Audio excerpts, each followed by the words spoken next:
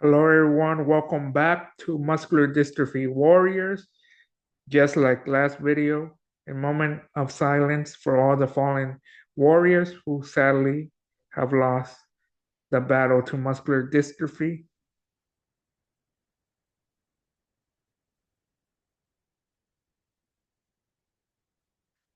And also sending prayers to all those families who have lost someone with muscular dystrophy. Well, this is part two of my life story, living with muscular dystrophy.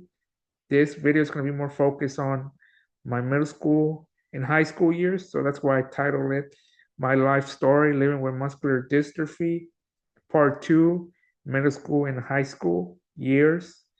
But I didn't put years on the title, I just put middle school slash high school years. You know, I didn't put years, like I said, but you get the point. So I'm going to recap where I left off on part one, which was, that I broke my foot, you know, So I spent summertime, the first few weeks of summer, getting, you know, better with my foot, the cast came off. Summer was great. I mean, nothing major happened, just my foot being broken, and getting ready to start a new chapter in my life, which was middle school. Was I nervous? Not by a lot, it was gonna be a new chapter in my life, I didn't really know anybody. Like, I only knew one person, my friend Lupita, because she was gonna be going to the same middle school. But from there on, I didn't know anybody else. I mean, I knew like one person, like I mentioned, my friend and stuff. But that was it. Nobody else. No school. You know, it wasn't nervous. It was just like, you know, what things would I deal with? What obstacles, this and that. Like I did sixth grade, with the students I had issues, throughout sixth grade, I was like, where will I encounter that, or what's gonna happen there? Am I gonna, meet other people, make other friends, this and that. So it was a little bit of nerves, I'll say, not a lot, but yeah, it was somewhat of nervous. So then the first day of middle school came around the corner. Like I said, nothing major happened during summer, just healing my foot for the first few weeks of summer. I broke it in June. So the first few weeks of June, that was just the main focus, getting better and stuff like that. So we make it to the first day of school. I wake up in the morning, uh, eat breakfast, wait for the bus to pick me up, the famous yellow bus and stuff. So they picked me up. I was in the first stop. I was like the third stop or second stop, I think. And there was other students in the bus, but they were nonverbal. You know how some disabilities, the person with the disability is nonverbal, so obviously you can't have a conversation with them. Stuff like that. So the bus picks one more student up, again nonverbal. Then he, drives all the way to my middle school, which was Torones Middle School here in Fresno, California. So we get there, you know, the staff was waiting for all the students, to see, who were the new students, which teacher was going to get which students. So first day, my teacher, Miss Siemens, was with her aides, Mr. Forbes and Miss Bullock, waiting for all the students. So because the other teacher had like the nonverbal kids, the autistic kids, and Miss Siemens had the most, more verbal, students, not autistic, but mostly wheelchair students, and stuff like that. So the first day of middle school came, like I said, Miss Siemens was waiting for us. I got off the bus. We headed to the cafeteria. The bus parked like in front of the cafeteria, so we just went in, stuff like that. And some student went to breakfast, because they had an eight. I already ate. And when I was just waiting for us to head to the classroom, I came across paths with another student with a disability who was in a wheelchair, like myself. It was his first year, basically first day of middle school. He was in seventh grade, like myself. His name was Victor, who years later we become good friends for 14 years. Our friendship has been 14 years since we've been friends till this day. So, but our friendship started in middle school, seventh grade. So I met, it was his first day and stuff like that. He didn't know anybody. I mean, like I said, I at least knew someone, but he didn't really know anybody because it was his first time being back, at school because he was homeschooled for 2 years. So it was like being back to physical school, being present at school on campus, it's different than being homeschool, because homeschool, you don't see other students. The only person you see is, the teacher. It's going to be teaching, who's going to be homeschooling you, and stuff like that. But so it was like coming back to campus, he probably was nervous as well. But I at least knew someone and stuff. And our friendship started like with three simple words. I know he remembers it like it was yesterday. I don't know if it was the first day of middle school when we were heading to the classroom that we first raced, or it was like when we were headed to a different class during the first day. I don't remember when, but I feel like it was the first day, the first week when he was like, "Do you want to race?" Which I was like, "Yeah, I was down to race." So since then, we've been racing for 14 years and stuff. It was a while since we'd raced the last time, but before my birthday, he came. He visited me and stuff. We raced on our new chair, so it was nice to recap how our friendship started 14 years ago, going on to 15 next year. So I don't remember when did we were first race. I don't know if he remembers it or not. So I think it was when we were heading to the classroom. Then I saw my friend Lupita because she missed the bus. So that day, so her mom had to, drop her off. And yeah, we headed to the classroom and stuff. Not much happened, during that seventh grade year, my first year of middle school. Nothing happened. The only major thing is like I met my good friend Victor that has been, we've been friends for 14 years now and stuff. But the only thing that I'll focus on this part of the video is I crossed paths with Victor at the right moment. I'll say this at the right moment. For those that don't know, I was an only child growing up. I grew up with two cousins. I mentioned them in the last video. You haven't seen part one. I suggest you guys watch part one so you can understand what I'm talking about. So my cousins' names are Omar and Lisbeth. Omar is the same age as me, 6 months older than me, just like Victor is 6 months older than me. Both have their birthdays in January. So I grew up with my cousins that I mentioned right now, especially with Omar, since we were about the same age and stuff. And my mom would always tell me that at some point, before we started middle school, at some point, me and Omar would have to go our separate ways.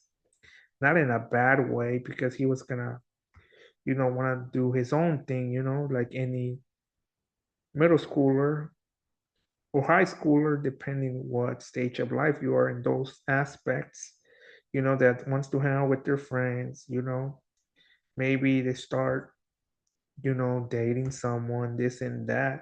So he wouldn't have like time to, hang out with me or do anything with me, not because he was a bad person or that he was being messed up to me. It was because he had to do his own thing, like everybody who doesn't have a disability. And me, I was probably not gonna do all that stuff he was gonna be doing, because I have this neuromuscular disease called muscular dystrophy. I mean, there will be a few things that would be similar. We'll both be going to school.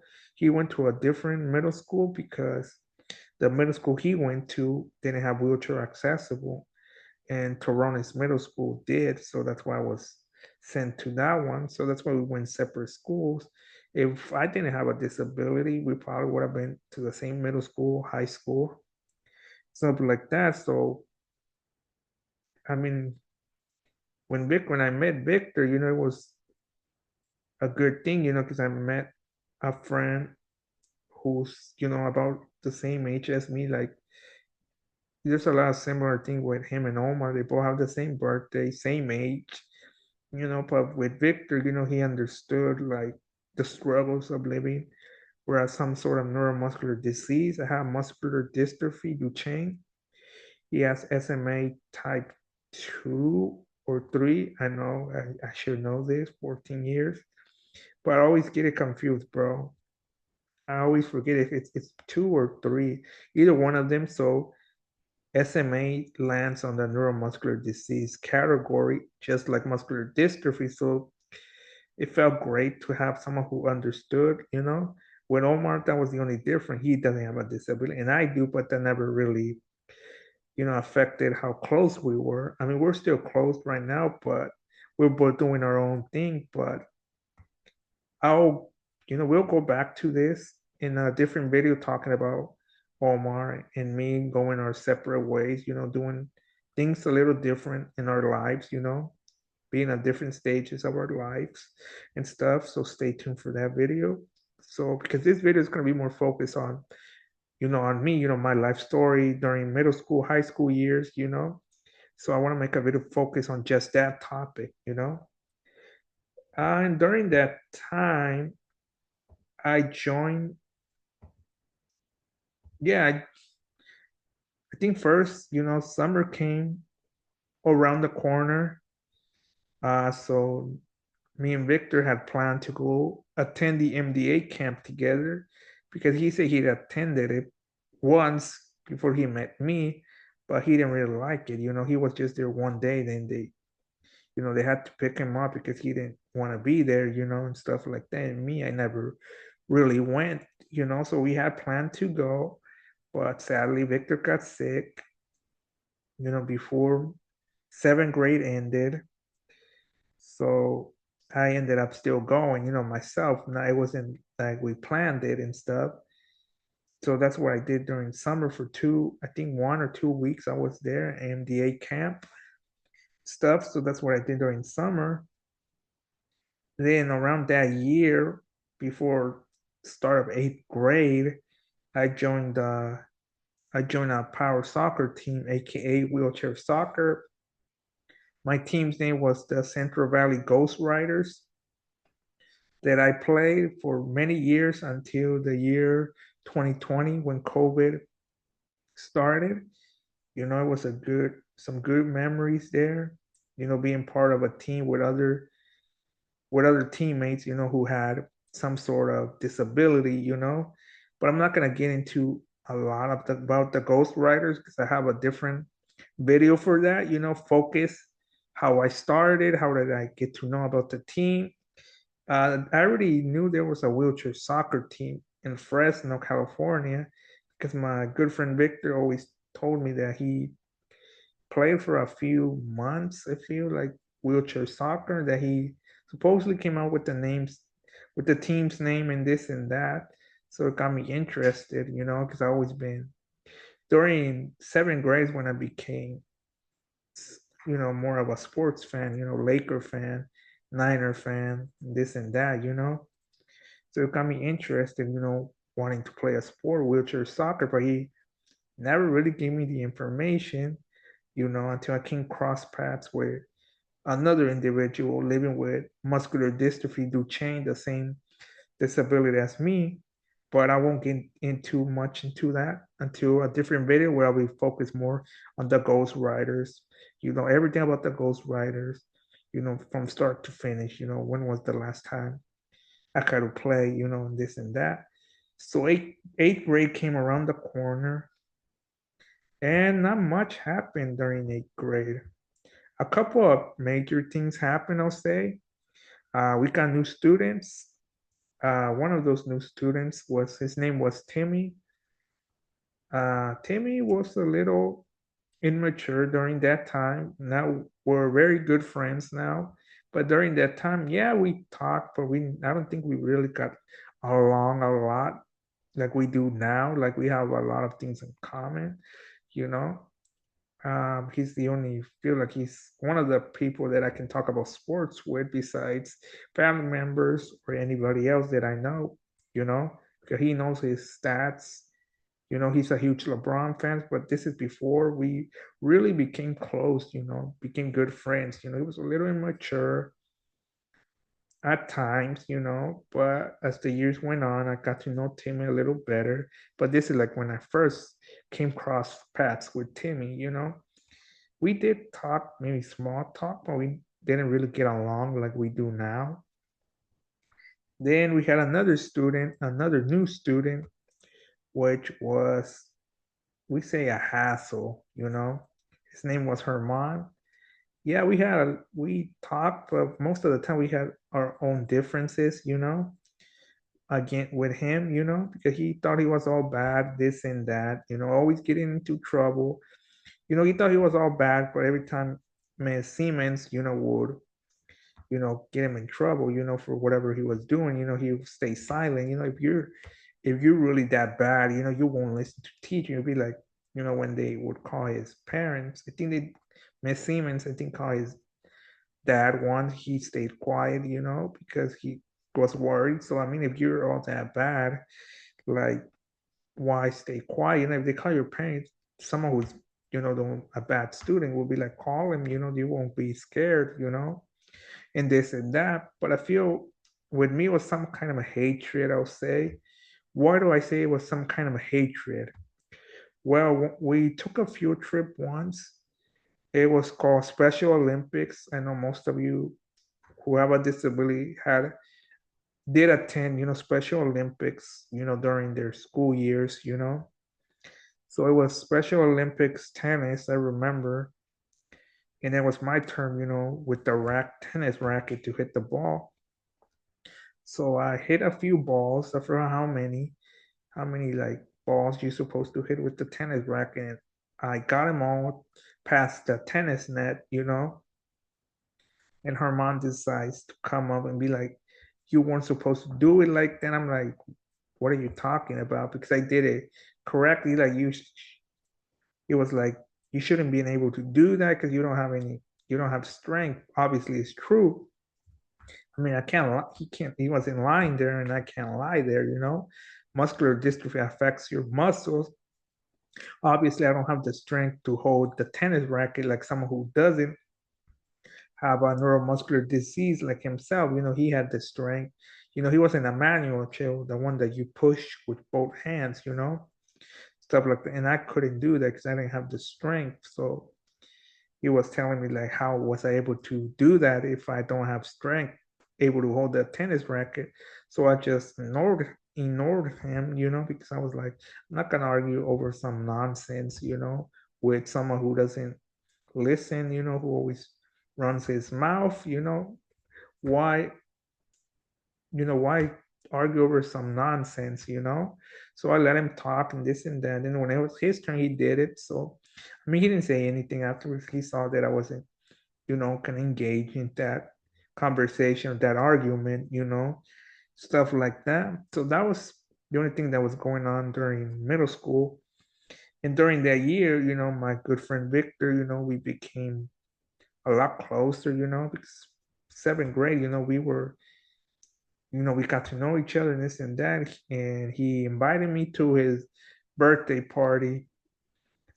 He always told me that he had a twin sister, I mean, I didn't know no, she's my friend, I became good friends with her as well. But this is like at the beginning, when I first met Victor, I didn't know the twin, name and stuff. Obviously, you have a sister, obviously you're not gonna give, you know, someone you met a year ago, their name and this and that, obviously a brother protects his sister, obviously, what I mean, those that have a sister and stuff like that. So it was like their birthday, since they're twins, they were turning 15. So my his twin sister was gonna be, was gonna be a quinceañera, The birthday was more focused on her because obviously she's the one, the quinceañera, you're not gonna focus on I mean, it was both of them birthday, both of them, because they're twins, but it was the birthday was more, quinceañera type theme, what do you mean? You know what I mean?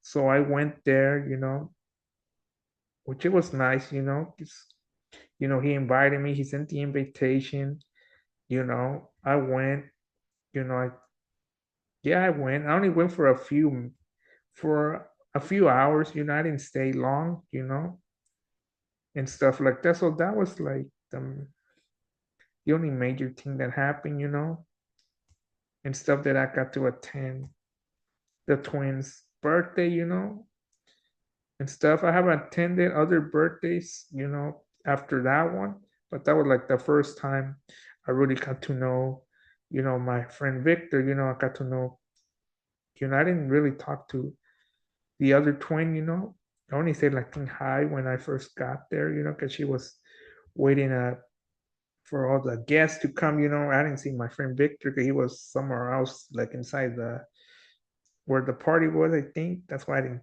didn't see both of them like at the same time, stuff like that. So that's like the only major thing that happened during 8th grade. Then a memory that Victor remembers this well, when he flipped his wheelchair. So what happened was, like I told you, that Victor always talked about wheelchair soccer and stuff. And during PE, we had the great idea of, using, I think, a basketball, and we'll tilt our chairs back a little, and there was like, underneath the chair, we tilt our chair, and obviously the foot plate would lift a little bit, and there was a space, so when you drove, the ball will stay there. You'll be driving, the ball be going, staying there. And somehow when we were like driving our chair, with each other, the ball somehow got stuck under the wheels of his wheelchair, so he flipped the wheelchair over. Obviously, I went and got, the teachers, the aides, what happened. So they went, picked his chair up, and obviously they sent him to the nurse office. He got a concussion, so he was out for a few months. And yeah, that was like the last time we tried that, so we did not, we learned our lesson that we didn't think the ball was gonna get stuck in the under, on the wheels, obviously, if we did, we were not gonna try that. We did not try that again ever again. And then there's another one where he broke his foot plate. I mean, I was driving in front of him, and I think I heard some sound on my chair, because the wheels, how they make noise. From what I remember, like I slowed down to hear the noise. I mean, I started slowing down, and for some reason, I think I stopped, and he crashed behind me, and I bent his foot plate by accident because I stopped. Because I was like because like I said, I was hearing some noise, and I was like, is it my wheelchair or what's wrong with it? So that's why I slowed down and stuff like that. So I bent his foot plate, you know. So he was, he got it fixed and stuff. We had we have a lot of good memories, good times. I mean, not some. I mean, we call it good times, but it wasn't that. much of a good time, getting a concussion, no fun, stuff like that. So that's the only thing that happened during eighth grade, And then summer came along. Obviously, I graduated from Toronis Middle School. They didn't have a graduation ceremony for some reason. So no graduation ceremony. I had we did a small graduation party since me and my cousin Omar graduated both from middle school at the same time. So we just had a small gathering with the family, that graduation party for, both of us and stuff like that. And then, before I moved to the high school part of the video, uh, we took a field trip to the high school I was gonna be going to the following year, Sunnyside High School. I think during before summer came, like around May. Yeah, around May, I feel like we took a field trip to Sunnyside and stuff, to get to know where the classroom was gonna be our teacher and this and that. So it kind of took the nerves away because you already knew somewhat where the school was, how the school looked, this and that and stuff like that. So, but during summer, I received a notice in the mail that I was supposed to be attending a different high school since, where I live, the school that belonged to me, meaning the school I was supposed to go was Hoover High School over Sunnyside High School. And my good friend Victor got a notice saying that they were going to send him to a different school, not Sunnyside High School. So my parents did everything they could to, transfer me to Sunnyside High School because I wanted to stay together with my friends, Victor and Lupita, who were also going to be going to Sunnyside High School. So me and Victor had that issue. He was going to go, I think, to where his twin sister was going to be going to high school. I think it's Washington Union, I think the school's name, where his twin sister attended, was going to be attending. And I think they didn't have, from what he told me, from what I remember, I think they didn't have a wheelchair accessible. It wasn't a wheelchair accessible school. Now, Hoover High School in Fresno, California was wheelchair accessible. But I wanted to stay with my friends, with my two friends. But I think if I would have went to Hoover High School, I think I would have been okay because one of my teammates from the Power Soccer, aka Wheelchair Soccer, Daniel. Daniel was my teammate's name. I think he attended. He attended high school around the same time I was gonna be going to high school. So I think he was going. I think he attended Hoover. So I mean, I probably would have seen him around. So it wouldn't have been that bad. I feel like and stuff like that. So then I got another notice in the mail saying your transfer was accepted. You're gonna be going to Sunnyside High School, you know, in August and stuff like that. And my good friend Victor, same thing happened. I feel like he received something in the mail saying, oh, you're gonna be attending, your transfer was accepted. You're gonna be attending Sunnyside High School in August.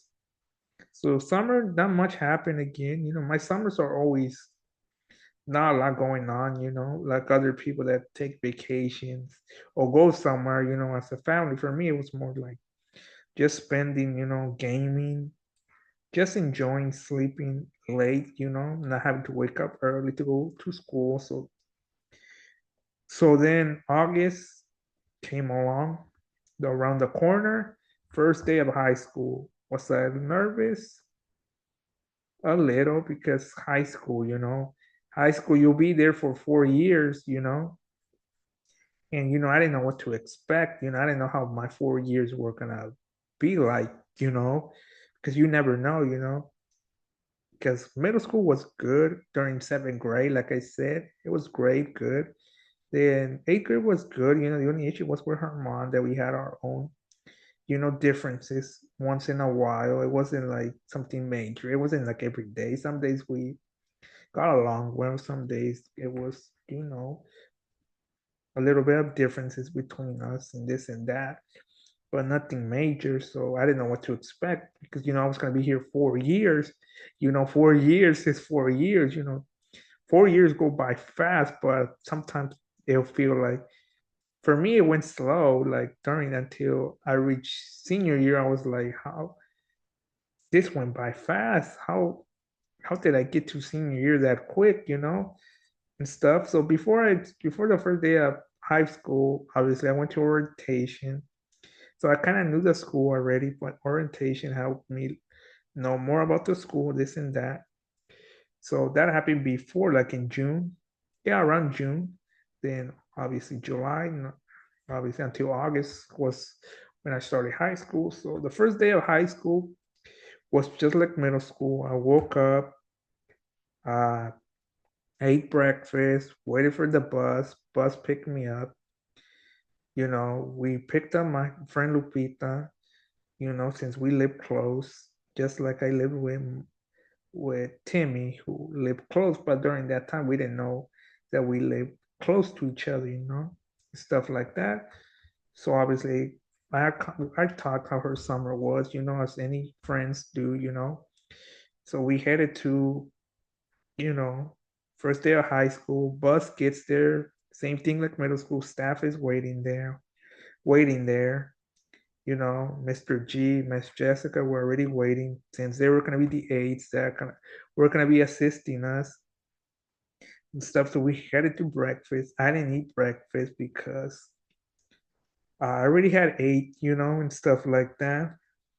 So we head to the classroom, and that's where Miss Crone was. Miss Crone was going to be the main teacher, my special ed teacher, like Miss Siemens was.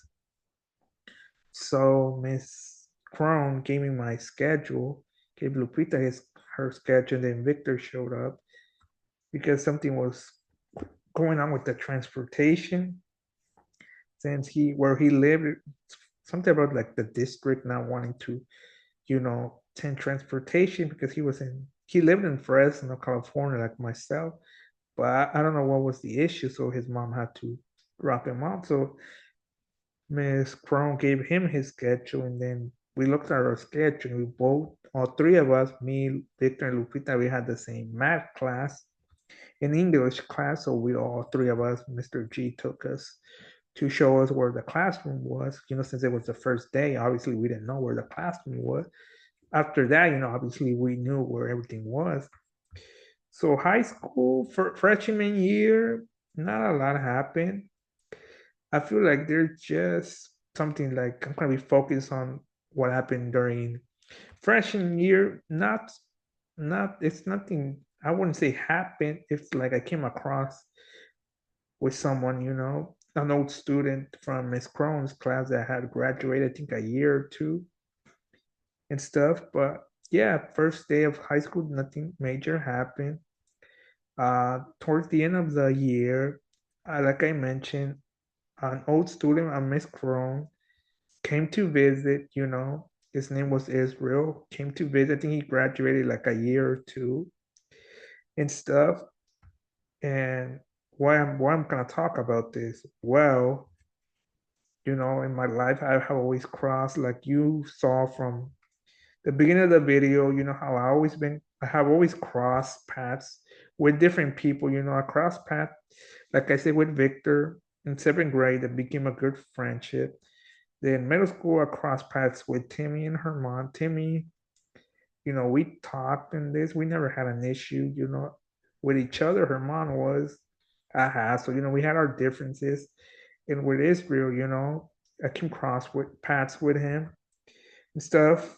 But my mentality for several years before I crossed paths with Israel, Miss Crone's old student, my mindset was like, I never, you know, thought like someone who is in a wheelchair would be like in a romantic relationship like he was. Like, from what I learned about his story, he had an accident around when he was 2 years old that left him in a wheelchair. So he basically wasn't born with a disability.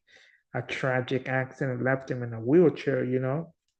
So during that time when he was telling me that he, obviously has dated other people, and Miss Crone mentioned that he, was dated a lot during high school, when he was a student there and stuff like that.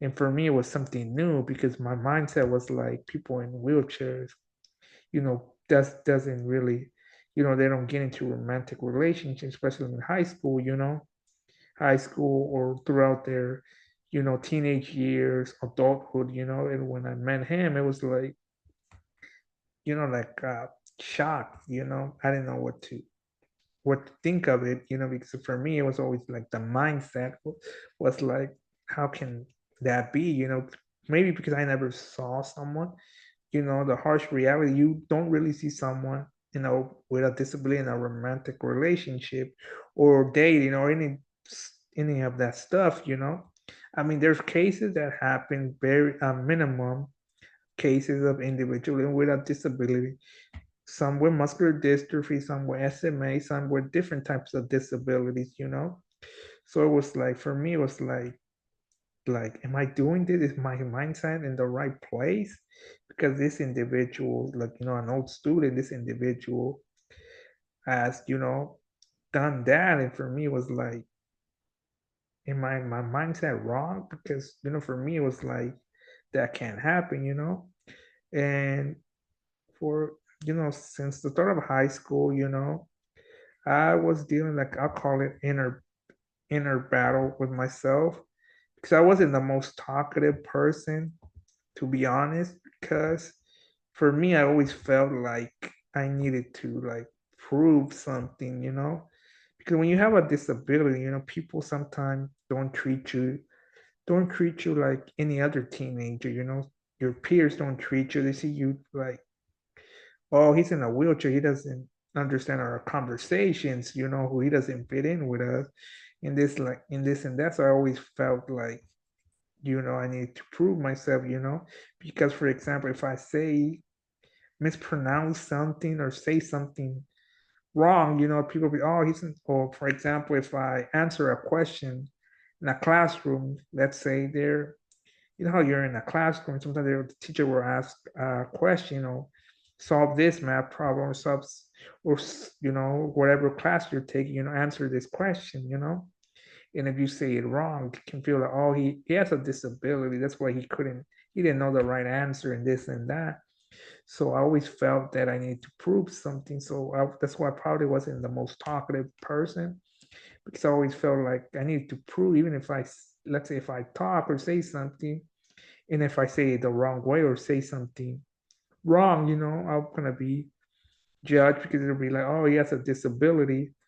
And yes, I was quiet, shy towards the opposite sex, to be honest, because same thing. It was more like, man, it was more like, feeling like if I got to know someone from the opposite sex, I wouldn't like probably would ended up having some like developing some sorts of feelings toward that person instead of developing a friendship, So I always thought that wanting to that was like a way for me to stay away from all that, Because I always felt like if I talked to someone from the opposite sex, I would probably end up having some sorts of feelings towards that person. And the sad reality is 99% people, who can't see past someone's disability, I feel like 1% of the population would date someone who, or, get into a romantic relationship with someone, who has a disability. Like, this is not an actual stats. This is just my opinion, the harsh reality, because like those that are watching that already graduated high school will understand this. When you were in high school, how much did you ever see someone in a disability in a relationship, like romantic relationship? I don't think so. That's like the sad reality, That's why I was having an internal battle with myself with these topics, and stuff. Because once you hit high school, I was 14 at the time where I met Israel. I came across paths with Israel, and then, It was freshman year. Obviously, sometime at some point in your teenage years, you're gonna start, you know, getting interested in other stuff, like in the opposite sex, listen to music. For me was, you start get like, if you're a guy, obviously you're gonna get interested in girls. If you're a girl, you're gonna be interested in guys. It's a normal thing, stuff like this. I was getting interested in the opposite sex, which is, in the opposite sex, female. I'm a male, so I was obviously interested in female, the other opposite sex, stuff like that. So that's why it was a way for me to like avoid any, feelings, towards someone from the opposite sex, and with other people who were not from the opposite sex that were, same, you know, male, it was more like hard to make friends because I felt like people would, see the disability and not really get along with me, and stuff like that. So it was more like feeling like I needed to prove something, be like, I'm just like everyone else, I felt like that's why it was hard to make friends in high school, with the same, you know, with other people same age as me, But when it comes to the opposite sex, it was more like not trying to catch feelings, instead of becoming friends. At some point, probably I would have feelings with someone, this and that, if I got to know them a little better, deeper, So I concluded this because during that time I didn't really understand what my thoughts were. My mindset was like in this internal battle, trying to find like what's the right path for me. Go, and start trying to meet other people from the opposite sex and at some point get, some start getting feelings towards whoever, whatever person I meet, and then at the end of the day, things not going my way and probably, I wasn't scared of rejection, rejection is part of life, but I didn't want to end up, I feel like with mental health issue, depression, because I had, I ended up having feelings towards a person, from the opposite sex, but things didn't go my way. And I didn't want to be depressed over that, to be honest, I never really feel like had never had feeling towards someone to say like, oh, I like this person, There's feelings there towards this person. No, it was more like obviously every guy or girl, we have our type, Guys, we have our type of, girl or women we are interested in, So it probably was more like, oh, I think this person look is cute, this and that, that's the only opinion. It was never really like, oh, I have feelings for that person. Because when you have feelings for someone, true feelings, you accept the person with their flaws, their mistakes. You accept them how they are as a person. When you think someone is good looking, you don't really, you don't see them how they are as a person. You just seeing their physical looks. Oh, this person is good looking. Stuff like that. So when you have true feelings for a person, you focus on their flaws, their mistake, how they act as a person, not just physically, but as, their personality and this and that. So I never really, I'll say I developed like some sort of, oh, I like this person. It was just more the other one. Oh, I think this person is good looking, this and that, Someone from the opposite sex, I'll probably be like, oh, I thought that, So I got, for many years, I didn't know like what was the right explanation to why I was the way I was in high school. But I'm a huge Laker fan, and I saw an interview where two of the great Lakers of all time, Kobe and Shaq. For those that watch the NBA, Kobe and Shaq didn't get along.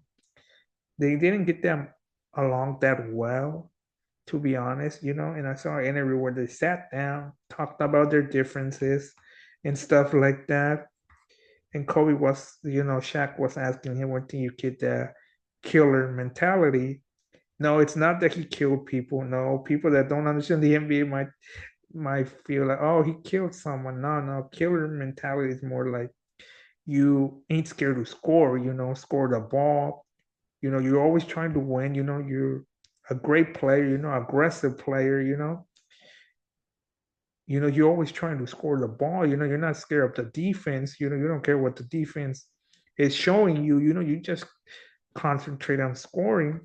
And Kobe was like that he got it from because when he was young, he lived in Italy and he was the only African American, kid, and everybody was obviously white, and he felt that he didn't belong there because he felt like, you know, that he didn't belong there because he's like, I'm the only African American kid there, and this and that. He was talking about that and stuff.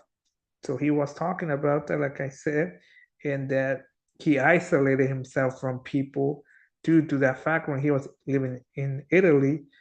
But once he found the game of basketball, he felt like he saw it as a revenge against other kids, saying, if they don't want to accept me, how because of the color of my skin, in basketball, I'm the best player out there. I'm gonna dominate them, score points in one game, and prove to them, I might isolate myself from people. The game of basketball made him meet other people, give meet people, but he still isolated himself most of the time. And for me, so this got to me, and I was like, maybe being quiet, shy, all this and that was my way of isolation, like Kobe's isolation, being isolated, And for him, he focused on the game of basketball. And for me, my focus was just focus on graduating, a realistic goal. I call it realistic goal because the other thing, if I was, got into like wanted to, interested in someone from the opposite sex, the dating game and this and that wasn't gonna take me nowhere in life. Because like I said, this is not an actual study. 99% of the time people can't see past your disability, so you can't see past someone's disability. So I didn't want to deal with mental health, like depression, upset that all these people from the opposite sex can't see past my disability. I didn't want to have like bad thoughts, negative thoughts. I wanted to have positive thoughts. So I was like, might as well just focus on a realistic goal, which was graduating from high school, getting good grades, getting all my credits every year, you know. So it was like that's be my revenge while other students are messing around, not getting good grades. I'll be working hard to get my high school degree at the end of the day, while they might not grad maybe most of these students won't graduate because they were messing around doing this and that distracting and other things that for me was out of reach. I know it's the harsh reality that those goals were out of reach, this and that. So I was like, school, if I can get good grades, this would be my revenge. Like Kobe was like in basketball, nobody was gonna stop Kobe, obviously, and stuff. So that's what happened during my freshman year. These thoughts, the inner battle was there for all 4 years, I'll say, but slowly started declining. The inner battle was started declining. I call it inner battle, internal battle, because I was just dealing with it. I didn't, my good friend Victor didn't know this because I didn't feel like, even though we were close and good friends, I felt like he wouldn't understand me. Like I couldn't find a way to explain what was I feeling. So until I started, before I made this video, I started trying to find the right words to talk about this topic, because it was going to be complicated. I wanted people watching this video to understand what was going on through in my mind, because like I said, my friend Victor didn't know what this that I was having this type of internal battle, because I felt like I didn't I didn't have the way to explain it to him, hey, I'm dealing with this. I'm feeling this and that, I didn't think he was gonna understand. So sophomore year, not much happened. The only thing I got, I'll call it reunited with Timmy, aka Swaggy T. That's where he wanted to be called during high school, Swaggy T. and stuff. And that nickname stuck with him forever. And I mean, still, I think that's his username right now on Instagram as well. Swaggy T. I don't remember. And yeah, that's when me and Timmy became good friends, I'd say. Middle school, yeah, we talked, like I said, but we never were that close, and stuff like that until high school. Man, I have a lot of interesting stories about Timmy during high school. You know, obviously they're entertaining, I'll say that. But I'm not gonna get into that because I don't want to embarrass him, because he has some good, interesting stories, you know, of some funny things he did. Uh, I think I can share one of them. I think one time he decided that he was gonna roll his chair off the curb, off the curb where the bus is parked. There's a curb right there, and this kid, I don't know what was going. I don't know. He was distracted, was mad about something. He went down the curb and fell off his chair. I'm like, I wasn't there, but he told me that he rolled his chair and flipped it off the curb, off the sidewalk. I'm like, I don't know if he was distracted or what was going on with Timmy that day. But I feel like that's the only one I can share because the other he has some interesting stories about high school that I know he does not want me to share, so I won't share it. But yeah, so that was the only thing that happened during sophomore year, seeing Timmy, being Timmy, people that know Timmy know what I'm trying to say. He was a little immature at times. He was an interesting person, honestly. A lot of interesting stories with Timmy, to be honest. But like I said, I'm not gonna share it 'cause I don't want to embarrass Timmy. So junior year, not much happened. I know it sounds boring. My life story in high school was boring, but not a lot of major things happened. Uh, one of the main, I feel probably like three major things happened. Major, I think one of them is major, the other two are minor, I'll say. So during junior year, my friend's Victor's sister, Felicia, was going to a different high school. I think the high school name was Washington Union, where Victor was supposed to go, but it wasn't wheelchair accessible and stuff. So she decided to transfer to Sunnyside, where me and her brother were going to school and stuff. So yeah, so she transferred there. I mean, I already knew Felicia a little bit, not a lot, because Victor joined the Power Soccer team, the Central Valley Ghost Riders, aka wheelchair soccer. So that's where I would see Felicia during practices and stuff. So I became a little closer. I got to know Felicia, but like I said, like in a few minutes ago that I was talking about my eternal battle, that's where with Felicia I was a little shy towards her. To be honest, I was not very talkative. We did talk every so often, but not like I was not talkative to her either because obviously, like I mentioned earlier, that I was, not trying to catch feelings towards anybody, especially towards obviously my friend's twin sister. Obviously, no. Obviously, I would be breaking the bro code, and stuff like that, which maybe I did break it a little bit. I mean, I'm not gonna lie, Felicia was good looking. I won't lie, but like my good friend Victor would always say, if you think my sister's good looking, it's like you're telling me the same thing, because we're twins, obviously. During that time, I didn't find it funny, like at all. I didn't really, honestly, I didn't find it entertaining or funny. But nowadays, I find it funny. You know, I mean, he has a point. I mean, he wants to say that down in the comments down below. I'm fine with it because what I just said right now. But it wasn't ever, I didn't break the bro code that bad. Because obviously there was no feelings. It was just what I said right now. That it was for me. It was never. I never had feelings towards someone. It was always like, oh, I think she's good looking, this and that. But Felicia was obviously that.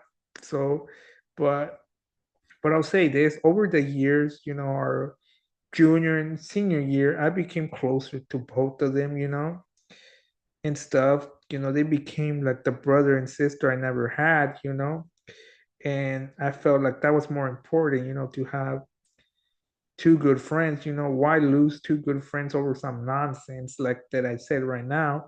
There was no point of it was just nonsense. Why was I gonna get mad at both of them for some nonsense, stuff like that? That was, yeah, that was my opinion that, oh, I thought Felicia was good looking, this and that, but it was never feelings, 100%, 100% I would prefer them, to have him like I have him right now, my two good friends that have been my friends for many years, 14 years of knowing the twins, they became like family over the years. So that, that thoughts that I had with Felicia went away. She became like the sister I never had, and Victor became like the brother I never had. So I prefer our friendship than anything else. I wouldn't change it for nothing.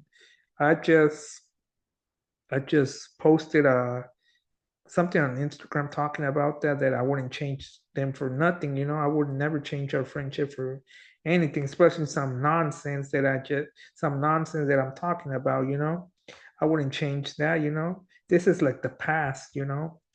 This is the past. This is my life story. This is how things happen. That's why I said this is one of my deepest videos that I have ever made, because I was gonna talk about a lot of different things, But like I said, I wouldn't change the twins' friendship, Victor and Felicia. I wouldn't change our friendship for nothing. But this is the past, It was high school.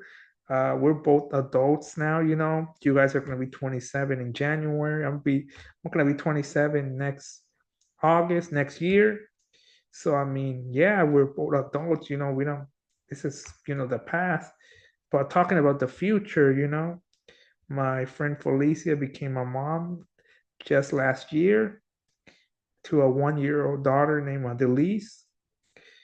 And the future is, being present for Adelise, since like I said, Victor and Felicia are like the brother and sister I never had. So Adelise is like my niece, because I don't have I mean I have nephews for my nephew that are blood related, but they're not that close like Adelise is, since I'm very close to Felicia and her mom, and Victor, her uncle. So, she's like a niece to me and stuff. I sent her a gift when she was born.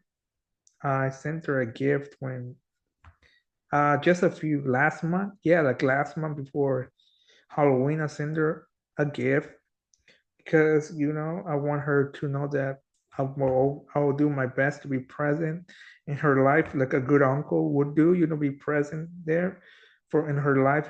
If there's as she gets older, if there's anything I can do for her or help her in any way, I'll gladly do it. Like I said, I want to be present for that little girl. As she grows. Right now she's 1 year old, so I don't hardly see her because she's in Texas.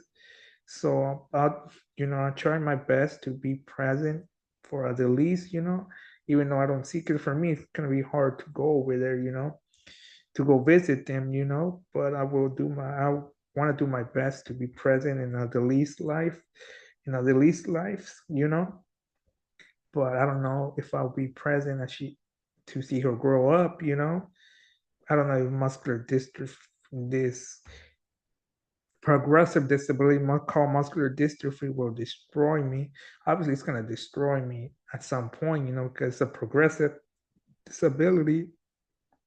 But the only person that decides how long gonna be on this earth still, it's God. If you're a religious person, He's the one who decides how long we're gonna be here, what's gonna happen in your life, and this and that. So yeah, so hopefully, if he decides to keep me a little longer so I can see Adelise grow up, that'll be something that I would really like for it to happen, you know? So that's why I say the nonsense and all that. It was during high school, you know? So this is the past, you know? Because I know the twins, Victor and Felicia, especially Victor probably will watch. I don't know if Alicia will ever watch this video. So I want him to know that, you know, whatever thoughts I had like towards her or Victor, especially with Victor, you know, I wouldn't change our friendship. Both of you guys are an important thing in my life. You know, I wouldn't change. I don't know. Life would have just been different without you guys. It would be boring without you guys, honestly, and stuff. So yeah. So that what happened during junior year. Then another thing that happens like during junior year, I had a biology class, and I never talked about it that I had issues with two of the students there, not major issues. And it's funny because one of the students that I had a class with, you know, I know he had a class with me during freshman year. So I'll start off with the person that didn't have a class with me freshman year until uh, junior year. His name was Oscar. It was in biology. My teacher's name was Miss Perez. It was a biology class my junior year. I forgot what the issue was between me and him. One time, you know, my good friend Victor was in there, so that day because obviously he would get sick frequently, so he would miss a lot of school, you know, and stuff like that. Yeah, he would miss a lot of school, so he was in there. I forgot what the issue was, and he started saying, "Oh, if you run me over, I'm gonna sue you." I'm like, go ahead. You're the one who's starting stuff, not me."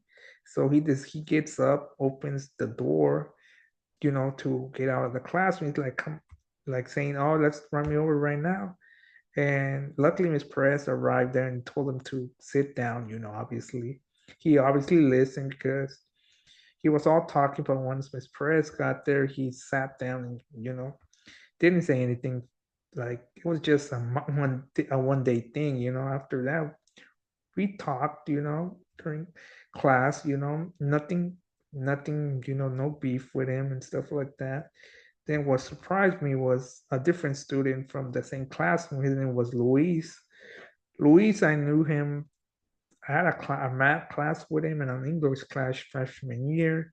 I had a history class with him sophomore year. Junior year, I had a biology class, which was the only class I had with him.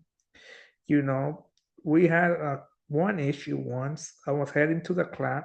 I was heading to Miss Perez's class because it was like after lunch. It was my sixth period. Yeah, it was like my sixth period that day that I would go to biology class. So I was heading over, towards where the hallway was.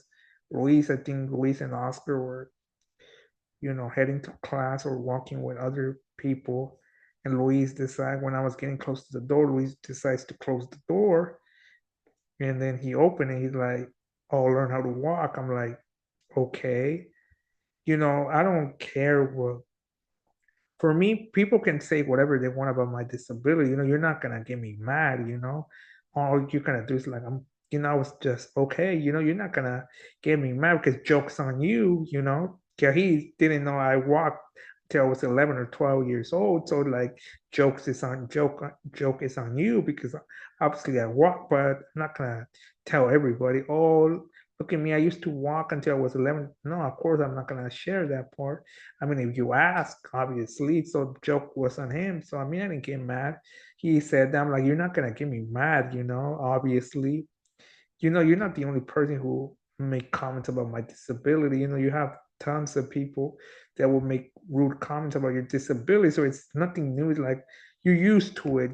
So it's like you're not gonna give me, you're not gonna bring my self-esteem down for saying those comments. You're not. So jokes is on you."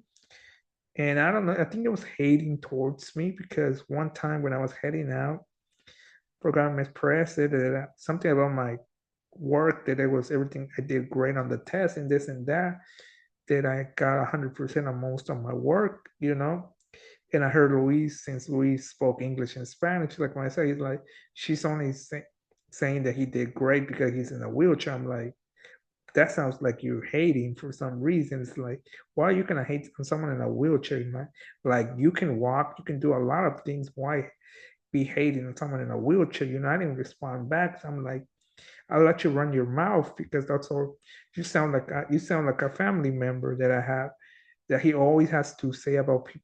If a family member having success, he always like, oh, look at him, he's having success, this and that. I'm like, bro, it's not your business. Same with him. That's why if, for me, it felt like I was looking at my family member that likes to talk, run his mouth and this and that. But I'll say karma's a B. I'll say why karma's a B because I think during senior year, Luis was I think our think economics teacher, Mr. Wheeler, was like, Luis, you're probably not gonna graduate because you don't have enough credits. So he was all upset, telling why, and he was like, I told you that if you kept messing around, you were not gonna graduate. So he was pissed off. So like I said, karma's a B. So like I read, Luis had to go to a different school. I think because he didn't have enough credits to graduate, so he need to, you know, get credits from, I don't know how that works. So like I said, karma's a B because, you know, I didn't want to like, why bring the teacher in, the principal in, over some nonsense, you're not going to bring me down. You're not going to bring my self-esteem for saying stuff about my disability, or you're going to get me mad. Now, if you laid hands on me, oh, now that's a different issue. Now that's when things will get heated, because if you touch my chair and this and that, oh, now we have a problem. Now we have a serious problem. But he didn't do that. So if he did, we would have a heated argument in the principal office, because things, you already crossed the line. With that, it's like run your mouth all you want. And then another major thing that happened during my junior year, which really impacted me, the passing of a teammate of mine. Jordan was his name. He passed, from what I remember, he passed. He was with his brother. They were watching TV, and then Jordan stopped breathing and sadly passed away. And it was harsh for me, honestly, because Jordan wasn't just a great player, was a great human being. I played in a lot of games with him. To hear the news that Jordan passed was really hit me hard. Never really talked about it. Like it got me thinking about life and death. Honestly, what I mean by that is like got me thinking like at any point this disability is gonna kill me like it killed Jordan. So it got me thinking. The day that I heard was emotional for me, honestly. Hearing that Jordan, my teammate, good friend of mine, passed away, someone that I knew for many years. It was a devastating loss for everyone, especially for his family, his mom, his siblings, the team, myself, everybody that knew Jordan, you know. It was very devastating, honestly. Heartbreaking. I just don't have words to describe that. I always think of Jordan every so often, especially during around these months, holiday months and stuff like that. I think of Jordan. If they had a Hall of Fame for wheelchair soccer players, Jordan should be inducted. First team ballot, like they say, when they say first team ballot, like when you're first eligible to enter the Hall of Fame and you enter, you're a first ballot Hall of Fame entry. So if they had a Hall of Fame for wheelchair soccer, that they should induct Jordan in the Hall of Fame, honestly. He wasn't just a great player, he was a great teammate, a good friend, a good brother, a good son, and stuff. I can go on with Jordan. It was a sad day that day when I heard Jordan passing. It was a sad day during my junior year, you know, with the passing of Jordan, you know. And then junior year concluded. I passed all my classes except geometry because the teacher wasn't that great at teaching. So I failed that. And,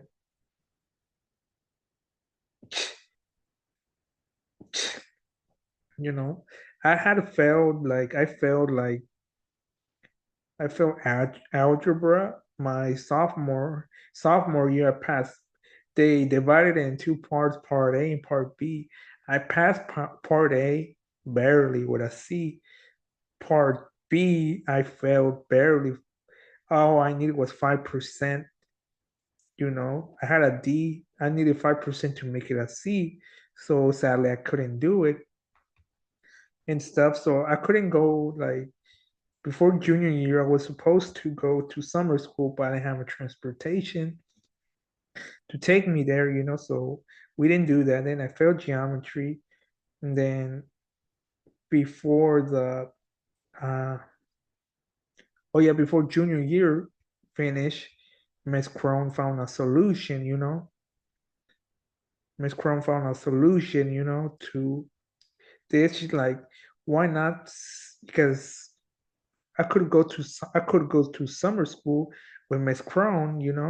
And Miss Crone was like, might as well just sign the paper, like you're coming to summer school and you're gonna be in our classroom, Miss Crone's class, but instead you're gonna be heading to your class so the bus can bring you here. So it was a genius idea from Miss Crone, and I was like, yeah, yeah, yeah. I mean, if it's possible, let's do it. So we did.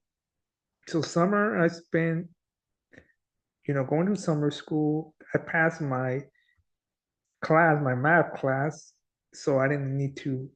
So, because if I didn't pass that class, I would probably not graduate. So I passed it. So senior year was calm. Senior year was more focused on, getting ready for the next chapter of my life, which was attending college, my local community college, Fresno City College. So, with my homeroom, we did one. Like towards the end of senior year, we did like fill up the financial aid. Then I was like registered for classes, you know, I registered for classes. Then I registered to be on the disabled student services, which helps you, get a note taker and a lot of stuff to make it easy. Make college easier, during when you're in the classroom, when your classes during college. Then the other thing was prom. Yeah, prom is a major thing in high school and stuff like that. I decided not to attend because I've never really been like the top that I don't like the whole dancing theme, or wearing a tuxedo. I'm not really into all that stuff, honestly. Stuff because I'm mentioning it because I know a lot of people who might think like, oh, he didn't have a date or he didn't want to ask anybody to go. No, no, because I'm not really, like I said, into that. Dress. I never really wear like, how when you go to a party, you're supposed to dress in a nice clothes, tuxedo sometimes and this and that. I never wear stuff like that, honestly. Every picture you see me, every picture if I showed you guys every picture from different parties that I go, you guys will always see me with a jersey on, sporty, jersey, a Niner jersey, a Laker jersey, a shirt that says Niners or something like that, like sporty. So you always see me in sports gear, sunglasses, hat, beanie, all that. You're never gonna see me dress up like in a nice clothes. So, but for me, when I want to go somewhere, I do whatever I have to do to go. Like when I went to the Niners game, I waited. Once I heard the schedule was released, I turned my computer on and I went through all the games and wrote the prices to see which one we could attend. Because I was interested in. Then I went to a couple of concerts the last 2 years. This year, no. Oh, the last year I went to two concerts, Mexican music, the Mexican regional music. and stuff like that. I wanted to go. So it wasn't like, oh, when something crosses my mind or something, there's an event and I want to go, I do whatever I have to do. So if I really wanted to go to prom, I probably could figure something out. Maybe ask my cousin Omar, like if one of their friends, from one of his friends, would like, would she like go to prom with me, one of his friends, because my cousin has a lot of friends from the opposite sex. So I would like, can you ask one of your friends? He probably would do that favor for me. So I would have figured something out, and stuff like that. So that was the only major thing. Then June of 2017 came along, and I became the class of 2017. After 4 years, I graduated from Sunnyside High School, and I became one of the students of class of 2017 to walk the stage and get that high school degree, just like my friend Victor, just like my friend Felicia, just like my friend Lupita, and then me, just like my friend Timmy would do class of 2018 for him because we were a grade older than him. So yeah, I became class of 2017. And yeah, that's my story. So that has been part two of my life story living with muscular dystrophy, middle school, high school years. But before I did end this, before I end this video, I have this to say. This has been one of the deepest videos I have ever made, honestly, you guys. Before I end this video, like I said, I want to give a few words of advice to the younger generation with muscular dystrophy who are about to start high school or middle school or right now or in middle school or high school or gonna start high school or middle school next year. Do what's best for you. Just because someone is doing someone going to prom, someone's like in the dating game, someone with a disability, don't feel like you have to do the same thing that person is doing. Do what makes you happy.